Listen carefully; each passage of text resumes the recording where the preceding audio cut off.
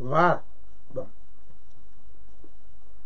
Nos ancêtres, antérieurement à la période romaine, c'est-à-dire à l'occupation de l'Afrique du Nord par les Romains, ne se sont jamais appelés Africains.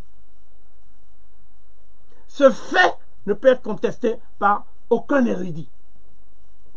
Le mot africain, c'est un terme qui provient du nom d'une ethnie de l'Afrique de l'Est, Afrique orientale, qu'on appelle les Afars. Et Djibouti, c'est le territoire des Afars et des Issa. Djibouti est un terme tardif.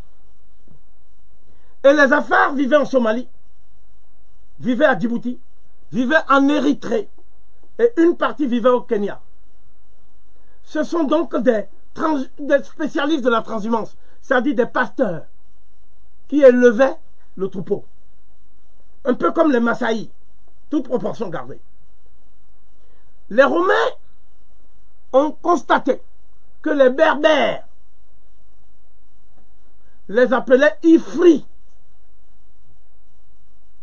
ou Afiri et que leur territoire de transhumance s'appelait Ifriqiya chez les Berbères. Donc, eux, ils ne peuvent pas dire Ifriqiya. Donc, ils disent Africae, Africa. Et ils appellent ces gens-là des Africains. Les Romains ne sont pas africains.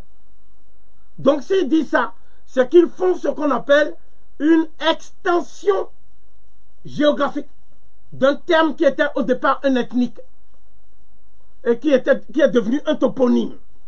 Ethnique dans le sens où nous disons les Afars, c'est un groupe ethnique.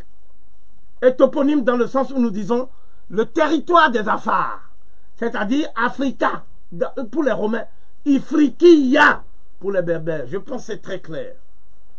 Donc, ceux qui ont dit après que c'est tout le continent qui s'appelle Afrique, c'est les colons. Les colons ont dit que tout le continent s'appelle Afrique.